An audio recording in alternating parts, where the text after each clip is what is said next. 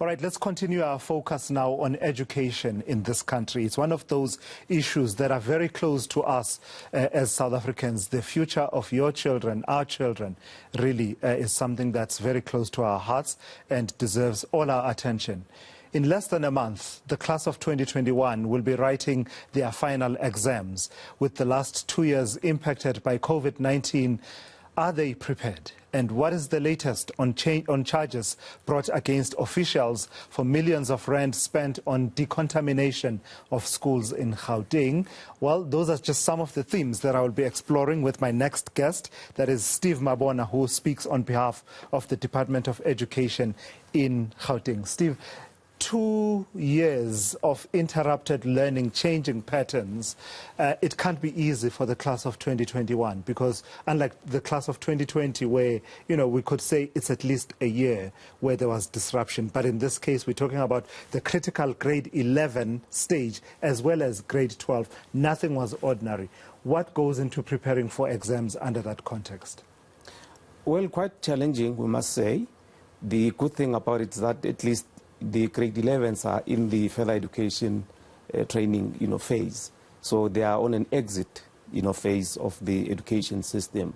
Though you had to readjust your annual teaching plans, that meant that your grade 11s did not finish their syllabus.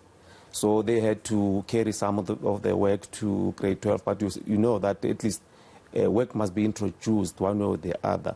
So we are indebted to our senior management teams at our schools and, SGB members and parents for allowing our children to go an extra mile and take these extra classes that we've introduced in all our schools. I mean, schools have been working very hard to make sure that there's extra classes. And in Gauteng, we've introduced what we call the Distance Learning Multimedia Center, which has a studio with recordings and live interaction, where we are revising the work that has been done and connecting to all those smart boards that are in our schools.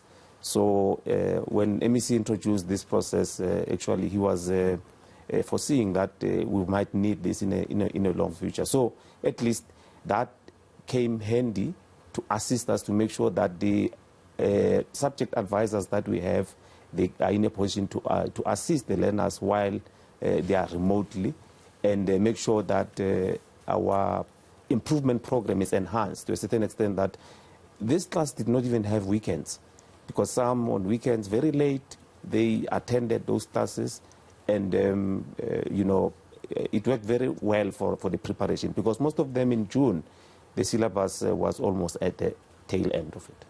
So with what was carried over from grade 11, completion of the content from grade 11, has the curriculum and the syllabus, has it had to be modified slightly in 2021, particularly for grade 12? What I'm asking is, are there areas of content that this particular class will simply not have covered at matric? No, not really. You remember your matric papers are set 2 years before they sit. So you can't do anything with that paper. It's the same difficult paper that they will be facing.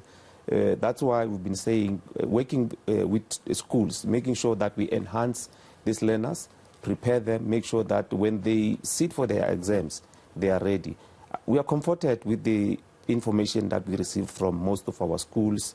Remember, learners started with their preparatory examinations, which will then, have a leeway in them, making sure that their school-based assessments will then be enhanced by those marks, because you know that when you sit for 75% of what you will be writing, but 25% is a school-based assessment. So that we are comforted with the information that is at our disposal, that at least they would have been prepared there.